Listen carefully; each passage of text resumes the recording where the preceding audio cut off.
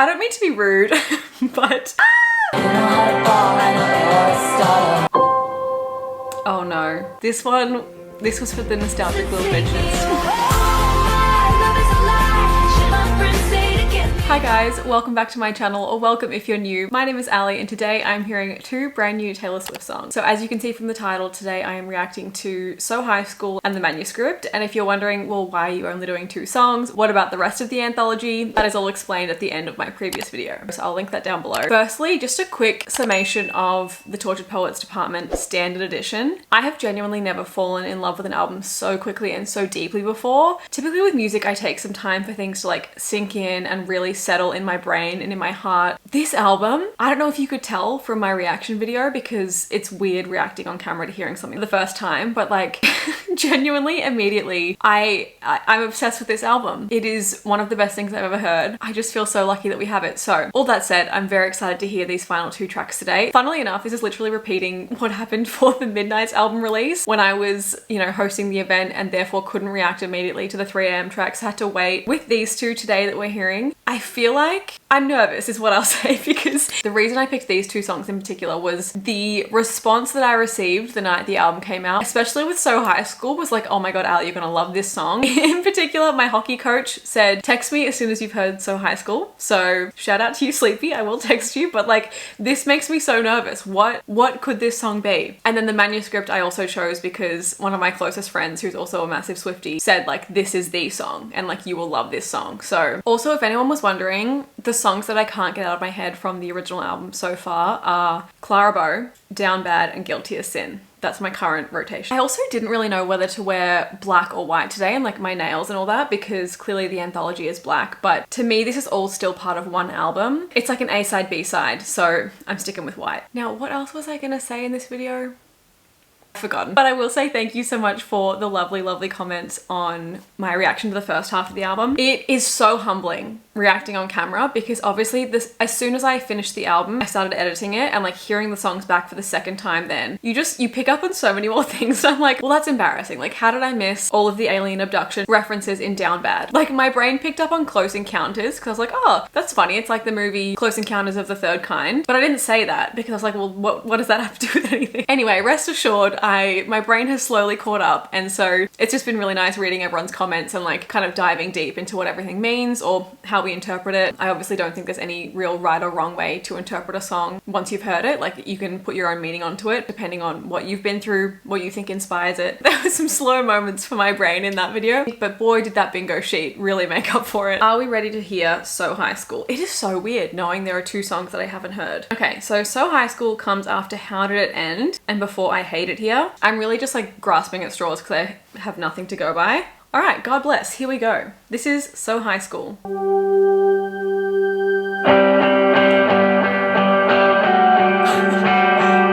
Electric guitar? You know what? I am gonna pause it just to piss off everyone that hates when I do that, because yes, I see the comments. I'm so sorry. Why did I not think I would get electric guitar from Taylor Swift ever again? No wonder everyone said I would love this song. We're starting again. What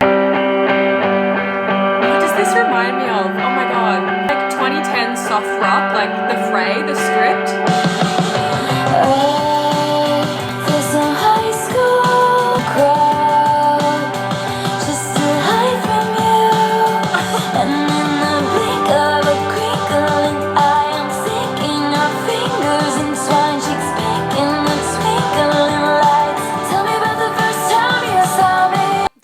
What she's saying. I need some lyrics. Okay, I don't know if anyone else feels the same way, but does this not sound like those early 2010s soft rock pop bands? I don't know if that's what you call them, but like The Fray, The Script, that like soft electric guitar. In the blink of a crinkling eye, I'm sinking, our fingers intertwined, cheeks pink in the twinkling lights. Tell me about the first time you saw me. Okay, I'm going again from there. Tell me about the first time you saw me. I'll drink what you're thinking. I'm high from smoking your jokes all in night. The brink of a wrinkle in time. Bittersweet 16 suddenly. I'm watching American Pie with you on a Saturday night. Your friends are around, so be quiet. I'm trying to stifle my sighs. I'm watching American Pie with you on a Saturday night. Your friends are around, so be quiet. I'm trying to stifle my sighs because I feel so high school every time I look at you. Oh my god. Okay. I get it. High school. Look at you, look at you. Let's go.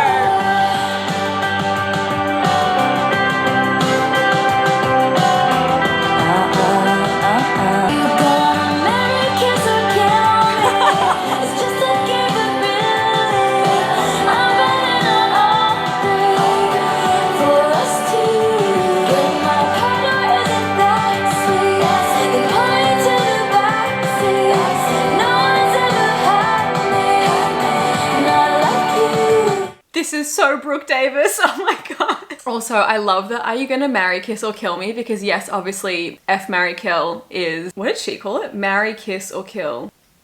Okay, yeah, that's one way of saying it. Not only is that so high school, that's also, does anyone remember that clip of Travis being asked like if he would, was it F, marry or kill Taylor? Taylor Swift, Ariana Grande, Katy Perry. Taylor Swift would be the kiss. Kim Kardashian, Khloe Kardashian, Kylie Jenner. Kill, marry, kiss. Oh man, this is gonna sound bad. I don't even know which one's which. She's like, hey, but seriously though, I'm betting on all three for us two. Oh my god. So it's like making You're Gonna Kill Me, but like in a beautiful way. Like, oh my god, like you kill me. Get my car door, isn't that sweet? Oh my gosh, yes, because he opens the door for her. Then pull me to the back seat. It's like be a gentleman, but then also like, let's get in the back seat. It's so Brooke Davis. Dare, spin, bottles, you know how to ball, I know Aristotle. Brand new, full throttle, teach me while your bros play Grand Theft Auto. It's true, swear, scouts on it, you know what she wanted and boy you got it. Brand new, full throttle, you already know babe. I feel like Oh my god, this guitar. in the middle of practice. Do that impression you did of your dad again. I'm hearing voices like a madman, and in the blink of a twinkling eye I'm sinking our fingers entwined, cheeks pink in the twinkling light. Tell me about the first time you saw me. I'll drink what you're thinking. I'm high from smoking your jokes all damn night. Bittersweet 16 suddenly. Sorry if I'm pausing in the wrong spots. Bittersweet 16, I really thought that line was gonna go into 16 Candles. Don't know why. I really loved the line, where was it? You know what you wanted and boy you got her. Because obviously like, no one has ever been so forthright about being like, yo, I really dig Taylor Swift, and publicly putting that out into the universe. You knew what you wanted and boy, you got her. Everybody, this is a reminder to shoot your shot. Brand new, Full Throttle. I'm so glad. This is so important for her to bring up because nobody talks about this. The Charlie's Angels sequel, Full Throttle. It's so good. It's true, I swear, Scout's honor. You knew what you wanted and boy, you got her. I feel like laughing in the middle of practice. Do that impression you did of your dad again. Oh, I don't mean to be rude, but as a completely objective third-party outsider here, Speaking as a completely objective third-party outsider with absolutely no personal interest in the matter, I'm so happy that it seems like she's with someone that is just so silly, goofy, always down to clown. Because let's be honest, Taylor has dated a lot of intellectual, very serious, artsy boys. And like, if you've dated anyone like that, it's great. It can be inspiring, whatever. But like the opposite of that, I remember when we first started seeing like videos and photos of her and Travis together, and I was like, oh my god, the Emmett Cullen, like himbo energy. And I feel like that's what this whole verse is saying. She has someone that makes her laugh, and I'm so glad. I'll drink what you think and I'm high from smoking your jokes all damn night. Oh my god.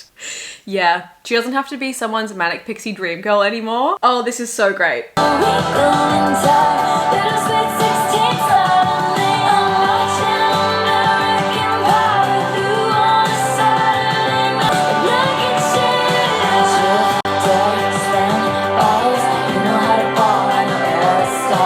That is the funniest line Taylor Swift has ever written. Again, this takes me back to all the memes about like the jock dating the... This is Naily, guys. This is Nathan and Haley's song. It's not even Brooke, it's Naily. You know how to bowl, I know Aristotle. It's the MVP and Tudor Girl. Holy shit. Has anyone made edits for them to this song yet? I'm sure they have. It's also Dinah Girl and Austin Ames and Troy and Gabriella. I'm sorry, I'm a sucker for a 2000s hot, athletic, popular jock and also beautiful, smart, like nerdy girl. That trope will always hit with me. It's so obvious now why everyone wanted me to hear this song. Oh my god.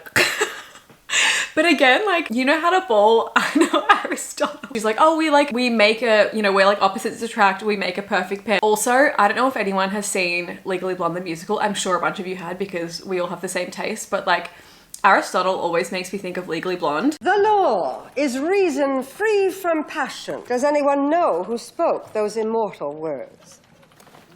Aristotle. So I guess it doesn't really work for Elle and Emmett, but because they're both geniuses and neither of them are that athletic, but I see it. I see the vision. Oh my god, I'm obsessed. You know what this makes me think of?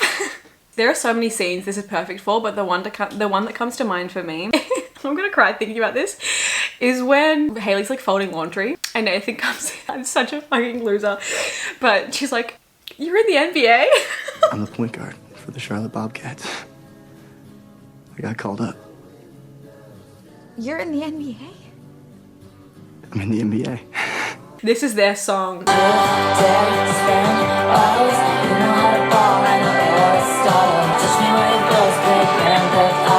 I'm floored by Touch Me While Your Bros Play Grand Theft Auto. Doesn't that just paint such a clear image? Like you're hanging out at someone's house and he's like, do you want to see my room? Touch me while your bros play Grand Theft Auto. Yeah. I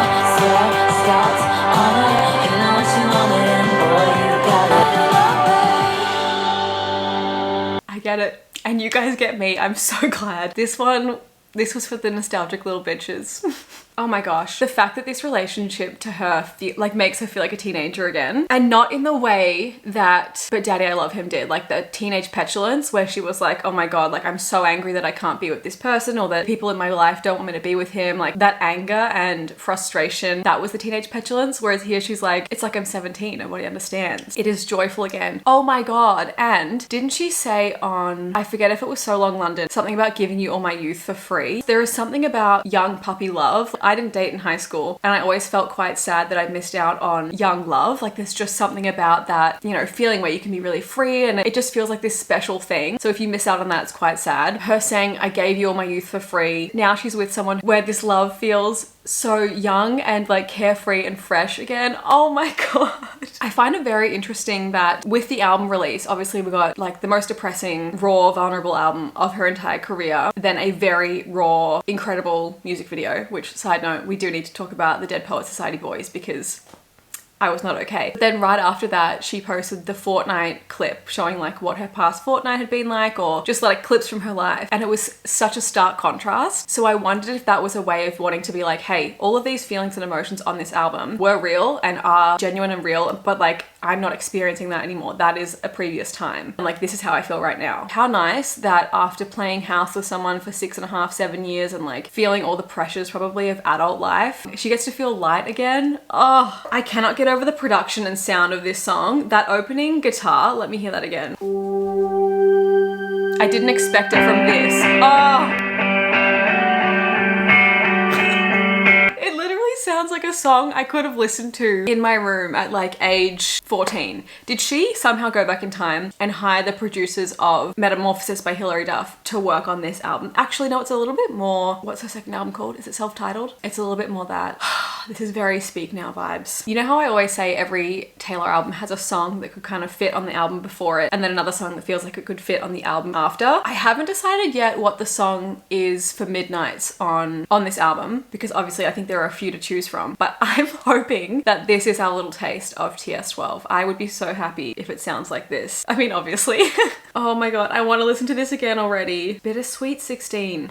Oh my god, how did that go over my head? Because it's a play on Sweet 16. God, you idiot. Yep, that's why. That makes more sense. I want to look on what Genius is saying. Okay, so The Brink of a Wrinkle in Time. Is that because A Wrinkle in Time is often people study in high school? I feel like that's a very American book to study, right? I have not read it, so I couldn't tell you. I just keep coming back to, you know how to ball, I know Aristotle. I cannot get over this line. Like, she's like, oh, we're in like a mixed intelligence relationship. He was a punk, she did ballet. What more can I say? She's like, I know you don't know who Aristotle squirrel is. I know you can't spell squirrel, and that's fine. Oh my god, the sexual innuendos always go over my head.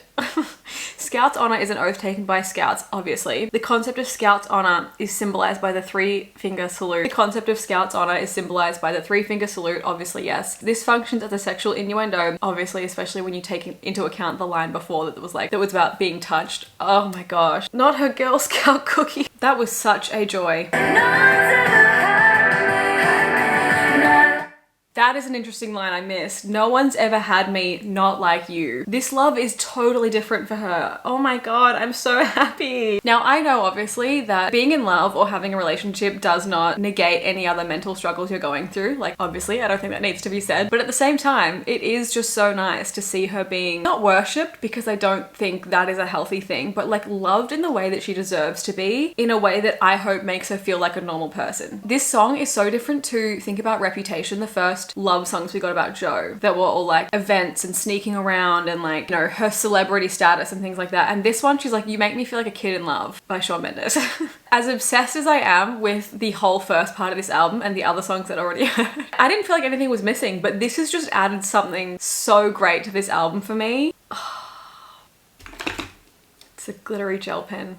Love you, girl. All right, are we ready for the Manuscript? Again, I have no thoughts, head empty, going into this song. I don't know anything about it besides the fact that it's the closing track. So if Clara Bow was anything to go by, I think I'm gonna love this one. I do also wonder if it is a play on Manuscript. We'll come to that. Oh no. Oh my god. Hold on, what does this remind me of? Not a Taylor Swift song, maybe something from musical theatre. What does that piano sound like? Oh, it's bone chilling though, I'll tell you that much. I feel like this is gonna be deathly sad. Now and then she rereads the manuscript. They compared their licenses. He said, I'm not a donor, but I'd give you my heart if you needed it. She rolled her eyes and said, you're a professional. He said, what? no, just a good Samaritan. He said that if the sex was half as good as the conversation was, soon they'd be pushing strollers. But soon it was over. Oh my god. What? Now and then she rereads the manuscript of the entire Torrid affair. Okay, so I don't remember exactly what I predicted for this song in my predictions video. Again, I'll link it below. I think I said the manuscript could refer to her songs because it's obviously something you write. Duh. And in part of my mind, I wondered if the manuscript was kind of a evolution from The Story of Us, because they're both stories. They compared their licenses, aka like your age. That's typically what you look for on a license, right? He said, I'm not a donor, but I give you my heart if you needed it, which is like an iconic, you know, line to tell someone. She rolled her eyes and said, you're a professional. Being like, you're a professional like pickup artist, like an actor. Like, I bet you said that to all the girls. He said, no, just a good Samaritan. Why is Good Samaritan capitalized? Like, obviously I know it, it's a phrase. Oh, it's also a thing in the Bible? Okay, it's not capitalized on Genius, but it is on Spotify.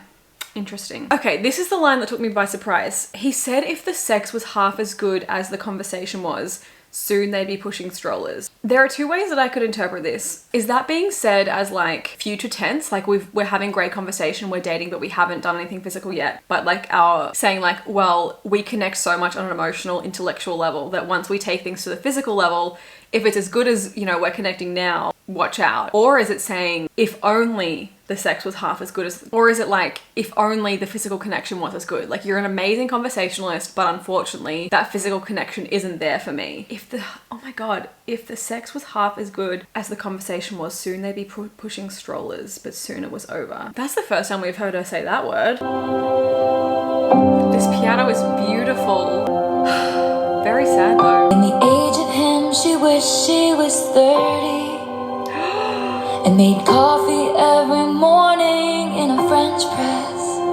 Oh my God. Afterwards, she only ate kids' cereal and couldn't sleep unless it was in her mother's bed. Oh my God.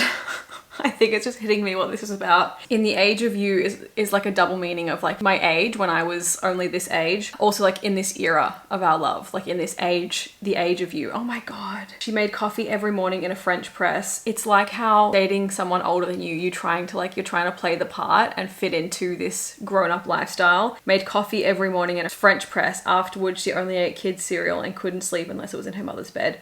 She reverted back to being a child. Oh my God. I just had to change my SD card again. I don't even remember where I was up to. Let's hear the start of that verse again. Afterwards, she only ate kids' cereal. I feel like there's such a double meaning there of afterwards she only ate kids' cereal. It's like not only is that, what was I gonna say? My train of thought has departed. Okay, eating kids' cereal obviously is like she went back to being a kid, to being youthful, from the contrast of coffee in a French press, very like mature and adult thing to do, to kids cereal. But kids cereal is also, at least in my eyes, like my depression meal. Like when I don't have the energy and strength to actually cook something, it's cereal. So it's like that's also how much the relationship impacted her. Then she dated boys who were her own age, with dartboards on the backs of their doors. Oh my God, it's the manuscript of her life. About how he said since she was so wise beyond her years, everything had been above board. She wasn't sure. Holy fuck. Firstly, I feel like this song's about to take off instrumentally. This is very similar to Would've, Could've, Should've. I was gonna say in my initial album reaction, or even my predictions, I think. Obviously, Midnights was written while she was re-recording her earlier work, and like we could assume that this would inspire feelings to come back up about, you know, different situations she'd been through.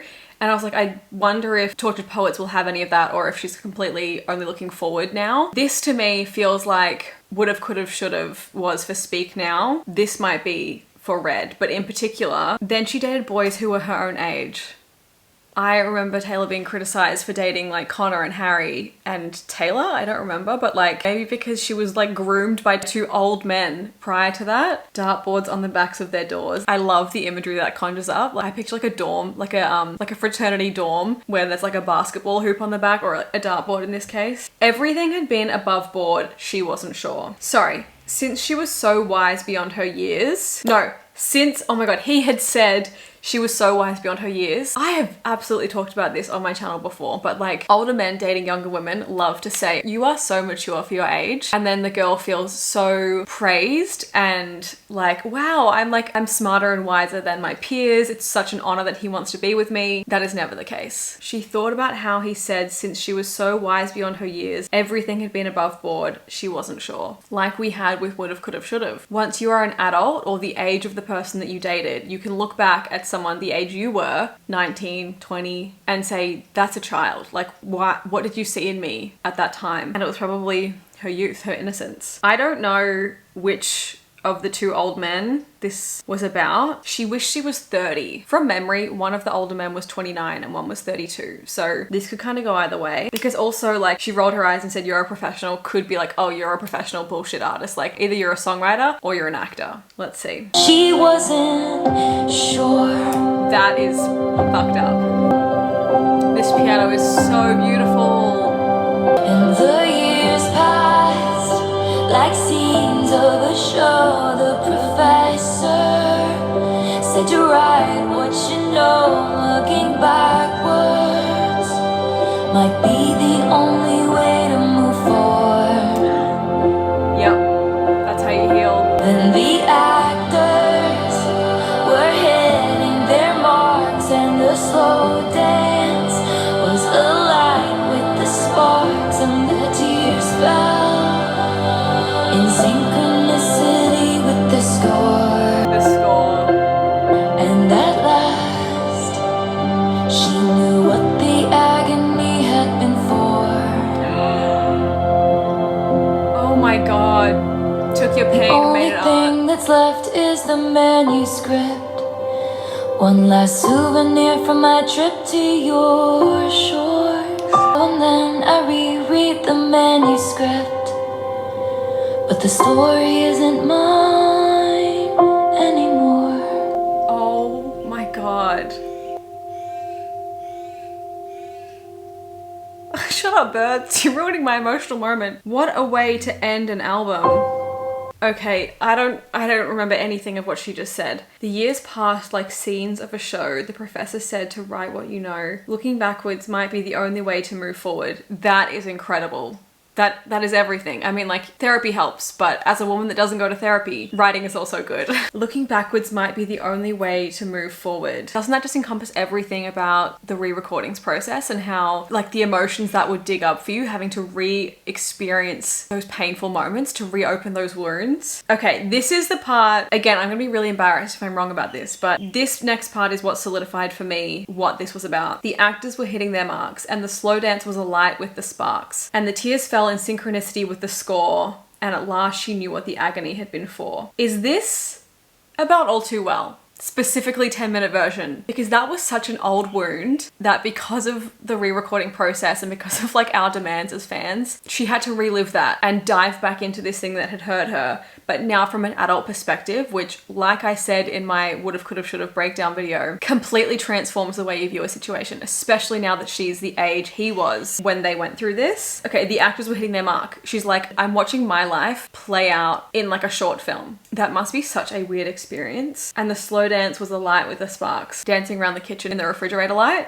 and the tears fell in synchronicity with the score. Her directing Sadie to cry to what is happening in the song that was about her life. And at last she knew what the agony had been for. Oh my God. The loss and heartbreak and suffering we experience in life feels so pointless and so like, why would this happen to me? Why should this happen to me? Why did this happen to me? And she's saying like, I got this art out of it. That's what it was for. The only thing that's left is the manuscript. One last souvenir from my trip to your shores. Now and then I reread the manuscript, but the story isn't mine anymore. For any newer fans, again, if I'm wrong about this will make no sense and it's like such a different tangent, but like Taylor used to say about All Too Well, it's like the most personal sad song she ever wrote, but the fans transformed how she sees it because we loved it so much and like embraced that song and became so obsessed with that song that it like sucked some of the sting out, the bite out of how painful it was for her, I think. But the story isn't mine anymore. Okay, like we've made that song our own, but also every single night on the Eras tour during the Lover set, she'd said to us, I might have written these songs about my life and people that impacted me, but tonight or after tonight, when you hear them, I want you to think about your own life or like apply it to your own, what did she say? Or think about tonight here with us. And these songs maybe started out being about something that happened to me or in my life. Maybe it's something that I wrote about a fictional character I created one day when I was bored. But my dream is that when they go into your world, they become about your life. This is a love song, and I'll be your host this evening. My name is Taylor. I know a lot of artists say this, but like once they've written their works and put it out into the world, it's not theirs anymore and it's up for interpretation from readers or listeners or viewers of the art to interpret it themselves. The story isn't mine anymore. And honestly, that's the only line that makes me go back to, is the manuscript a play on The Story of Us? Because I'm like, well, the story isn't mine. But to me, that bridge feels very All Too Well, 10-minute version. Holy shit. He said if the sex was half as good, he said if we had been closer in age, maybe it would have been fine. Yeah, back to the top. Now and then she rereads the manuscript. She was re-recording her art. She was revisiting the manuscript of the entire Torrid affair. Oh my God. Just between us did the love affair maim you too. Oh my God, I literally have chills. Looking backwards might be the only way to move forward. And like, wasn't the whole theme of this album that I think that was revealed like in the days leading up, I just have goosebumps still, was that it was like a post-mortem, which is like an autopsy, right? Like examining, how do I explain what a post-mortem is? An examination of a dead body to determine the cause of death. Oh my God. The dead body is her heartbreak and she's re-examining it to be like, what was all this for? And she's come up with the manuscript. That's what I got out of it. That's what made it worthwhile. Oh my God. Do you know what? I almost wish this album was called The Manuscript. I feel like that would fit the theme so well. I mean, I get that the Tortured Poets department is it throws you off a bit because you think it's going to be this really pretentious thing and then she's making fun of people that act like that and think like that. But the manuscript, oh, I love it. I want to see what Genius is saying to see if I'm absolutely on the wrong track. You're a professional could refer to the narrator's partner being an actor. Yeah. Or a pickup artist. Yeah. Professional flirt. It is a great line. I will give him that. Like, I'm not a donor, but I'll give you my heart. Yeah, fuck, that's good. By the way, this is completely random, but great time for me to bring this up. If you're not an organ donor, please sign up to be one. I know that some religions don't allow for that, but if it's something that you are fine with, it doesn't impact us at all, obviously, until we're gone. And organ donation saves so many lives. At least where I'm from, it took like 2 minutes online. It was very easy and yeah, it can help you save many lives. I am so shocked by, he said, if the sex was half as good as the conversation was, soon they'd be pushing strollers. Let me know which way you guys interpret that, whether it's like we haven't had sex yet, but if it's as good as our conversation is, oh my God. Or sucks that we're great conversationalists but don't really connect in that way, because if we were, we would go full throttle, like do the whole thing, like have kids together. Oh my gosh, wait, this is a great pickup. So, and made coffee every morning in a French press. Genius has said this line is similar to Foolish One, which is from Speak Now, obviously, over coffee every morning while you're watching the news. And doesn't she say something in, I want to say Ours or Mine, but something else from Speak Now about like coffee or news or some sort of like grown-up element? I think my original guess for this song was that it would be about the story she was writing or her life, and like writing about her life. And the thing on here, it says about she only ate kids cereal. She retreated into innocence, perhaps out of trauma, and depicts this by describing eating children's cereal and doing something very common in breakups, needing to sleep in a parent's bed to avoid the shock of suddenly sleeping alone. Yeah, didn't even think of that. Now there is no doubt in my mind that we are revisiting All Too Well 10-minute version and the film, because in order to make a short film you need a manuscript. So revisiting that time in her life allowed her to make the manuscript. And if I remember correctly, I don't know the timeline on this, but obviously at the end of the music video, short film, we see Taylor reading her poetry. Of course, this fits in so well with the Tortured Poets album. That was 13 years later. Are we now 13 years later? Are we hearing the manuscript that she was reading out in the short film? I need to check the timeline on that. It is currently 13 years since Taylor turned 21. She turns 21 in the All Too Well short film, and now it is 13 years later. Oh my God, her mind. Her mind. I'm very intrigued by the professor said to write what you know. Wondering if the professor represents a real person. Like, is that meant to be a songwriting mentor in her life, or like someone that was instructing her the way to process pain and get through it, or even just the way to create art is to use what happened to you? Because so many songwriters, well, firstly, so many singers don't sing their own songs, which is fine. And then so many songwriters don't write. Actually, I would say most songwriters do write their own experiences. No one more so than Taylor Swift. She's incredibly autobiographical, including specific details, which is kind of why we've always loved her. So the professor said to write what you know. Looking backward might be the only way to move forward. In this line, Swift suggests that reflecting on the past is the only way to move on. She suggests a similar idea in her tweet upon release of the Tortured Poets Department. How did I miss that? Once we have spoken our saddest story, then we can be free of it. And then all that's left behind is the tortured poetry.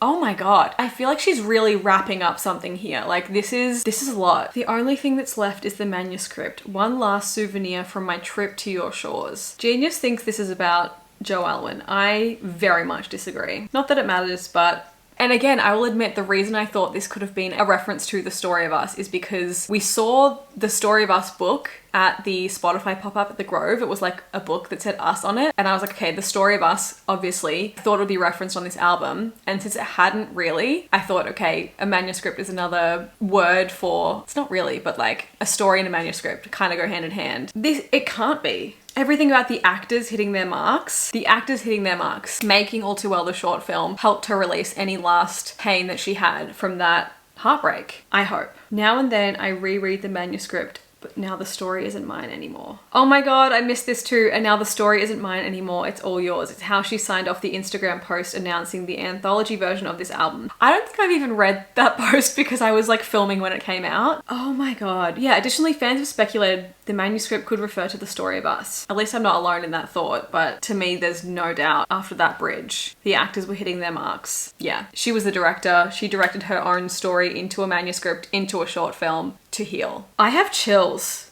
I think it might just be cold in here, but I really do have chills. Just like when I heard You're Losing Me for the first time. I need to go and listen to So High School again now, but I have a meeting, so I can't. But holy shit. Compared their licenses is such... Do we think they actually compared licenses, or is that just a way of telling us we compared our ages and like they were different? Because that was the line, that was the first thing that alerted me to age difference. And I can't imagine that being interpreted any other way, right? They compared their licenses. The only reason someone checks your license is to see your age. Well, unless you like pulled over, but that's the only reason you show ID. Oh my God, and I just realized she wasn't 21 yet. And in America, you have to be 21 to be of age. She was like legally still a child in America. Here, adult age is like 18, so it's a bit different, but I'm still caught off guard by that. He said if the sex was half as good as the conversation was, soon they'd be pushing strollers, but soon it was over. In the age of him, she wished she was 30. That is such a good play on words. Oh my God. This song is still, it's gonna take a while for me to get over this one. No, you know what the worst part is? She thought about how he said since she was so wise beyond her years, everything had been above board. She wasn't sure. She's thinking that because he viewed her as an adult, that made it all fine. But it's not. When there's an age gap like that, almost a decade between them, and she's practically got one foot still in girlhood. This goes for both of those relationships. Like, I am so sorry to anyone hearing this song that related to it, because that part must have been hard. That pain of realizing only years later, again, it's like would've, could've, should've, that actually what happened to you wasn't okay. I think my takeaway from this song is, I mean, I was talking to my friend Em about this last night. Like, we were discussing grief and loss and hardship that we've both been through, and how like the reason we've gone through it, well, not the reason, but what we've done with that is to make something of it, right? Whether that is writing or, you know, how you view the world, how you treat others. You have to gain something from your pain, otherwise it just feels useless, right? Like, why did it happen to me? And that is my takeaway from this song, and kind of from this whole album, but like using what has happened to you in your life to make something that pushes you forward. Damn, that's inspiring. Thank you, Taylor. Taylor's always been great at that, but I don't think I realized how much this still would have impacted her. And that's the whole thing. You never know. Like, you never know what someone is impacted by, is still thinking about, still feeling, but it makes perfect sense. And that, to me, one thing I've seen around surrounding this album is like people saying, oh, you're still talking about this, get over it. Or, oh, you're a millionaire, you're a billionaire, get over it. Like, the lack of empathy I've seen around someone saying, hey, these are my feelings, makes no sense to me. And this is probably a discussion more for like, but I can do it with a broken heart and things like that. Or thank you, Amy. But like, you don't have to get over something just because it happened to you a while ago or because someone else says you do. This song is proof of that. Holy shit, I need to go. I'm so late for an event, but I'm gonna listen to these songs back to back on the way over, which, what a whiplash. Oh my God, what a way to end an album. Thank you so much, Taylor. And thank you all for coming with me on this journey. I am quite glad I saved those two, honestly, because that was fun. And I think maybe everyone's excitement for me to hear them informed my, what are we gonna say? Like my anticipation for the songs, knowing that I would love them. I was like, is this gonna be a would've, could've, should've deal? Like, that is actually what I thought. So kind of, but not really, but kind of. But I didn't really see either of these songs coming. I can't wait to hear what you guys think of them. Let me know. Well, I love you. Thank you so much for being here with me. Subscribe down below if you haven't already. Give this video a like if you would like to, and I'll see you next time. Bye. Is this what it feels like to grow up?